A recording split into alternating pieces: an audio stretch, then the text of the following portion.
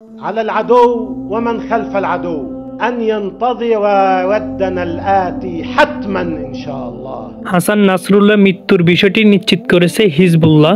Israeli বিমান হামলায় লেবাননের সশস্ত্র সংগঠন হিজবুল্লাহর প্রধান হাসান নাসরুল্লাহ নিহত হয়েছেন। আজ শনিবার 28 সেপ্টেম্বর এক বিবৃতিতে বিষয়টি নিশ্চিত করেছে সশস্ত্র সংগঠন হিজবুল্লাহ। 32 বছর ধরে এই সংগঠনের নেতৃত্বে ছিলেন হাসান নাসরুল্লাহ।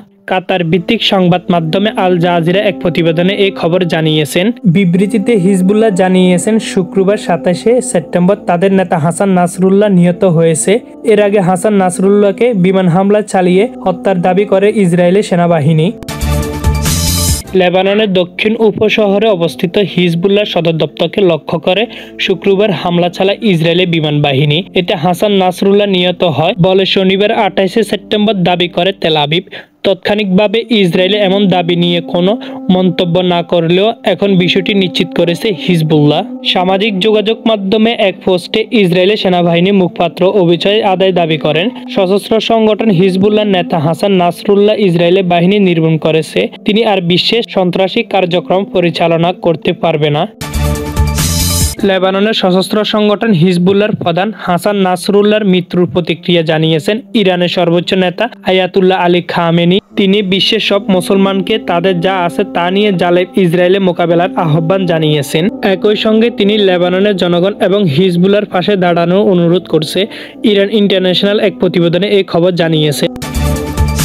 খামেনি এক বিবৃতিতে বলেছে, জালেমবাদীদের জানা উচিত যে লেবানন ও হিজবুল্লাহর মজবুত ভিত্তির বড় কোনো ক্ষতি করার যোগ্যতা নেই তাদের। এই অঞ্চলের সমস্ত প্রতিরোধী শক্তি হিজবুল্লাহর পাশে আছে এবং সমর্থন করবে।